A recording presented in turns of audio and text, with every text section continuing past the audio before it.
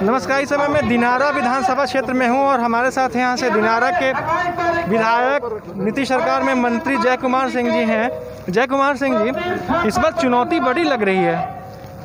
देखिए, कोई चुनौती नहीं है। आप गांव में जाकर देखेंगे तो हम लोग को लगता ही नहीं है कि कोई एक वोट है यहाँ किससे हम लड़ रहे हैं, लेकिन एक महागठबंधन है और एनडीए है, लड़ाई है। लेकिन किसी प्रकार की ये नहीं है कि बहुत टक्कर चल रही है या भारी लड़ाई चल रही है। मैं इन दिनों देख रहा हूँ कि जिस प्रकार की सैलाब खबरी थी वो 2010 और 2005 की जो सैलाब थी, ऐसे तो हर लड़ाई हम लोग संघर्ष में लड़े हुए हैं और लगातार हम लोग जीत रहे हैं। लेकिन जो हमारी सरकार की नीति नीयत जो है वो बड़ी साफ है, लोगों में विश्वास है।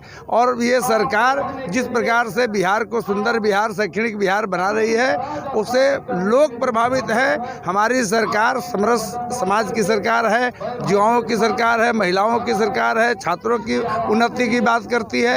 इसलिए हमारी लड़ाई किसी से नहीं है। ये चुनाव ऐतिहासिक जीत होने जा रही है। मैं आपको बता देना चाहता हूँ। मैं रास्ते में आया था तो प्रचार बज रहा था एलजेपी बीजेपी एक है। अब देखिए, ये बड़ी विडंबना है कि ये बात कहना कि एलजेपी बीजेपी एक है, तो ये जनता को मूर्ख बनाने की जो प्रयास कर रहे हैं, ये ऐसी जनता है कि इतनी बड़ी मूर्ख बनाएंगे कि औंधे मुंह गिरेंगे फिर उठेंगे नहीं। एलजे चीफ चिराग पासवान बोले हम मोदी जी के हनुमान हैं। मोदी जी आए, सासाराम की सभा में गए, मैं कुछ अटैक नहीं किया चिराग पे डायरेक्टली। तो आपको अटैक देखना हो तो गिरिराज जी की जरा बाइट देख लीजिएगा। तो हर लोगों को अपनी अपनी बोलने की तरीका होती है, और जब बिहार के माननीय मुख्यमंत्री बोलते हैं उनकी अपनी शब्दों की सजावट अलग होती है। लेकिन स्पष्ट रूप से अब कल भी इंटरव्यू में आपने देखे होंगे, अमित शाह जी ने कहा कि भाई फोटो चिपका देने से कोई एनडीए नहीं होता है। इससे बड़ा स्पष्ट नहीं कहा जा सकता है। और जो अमित शाह जी बोलते हैं वो बड़ी स्पष्ट बोलते हैं और शब्दों की सजावट के साथ बोलते हैं। हम लोग ये जानते हैं कि हमारे सामने एक महागठबंधन है और एनडीए की लड़ाई है, और कहीं भी महागठबंधन टिक नहीं रही है। 15 साल बनाम 15 साल की चर्चा जब गांव में होती है तो वोट मांगने की जरूरत नहीं है।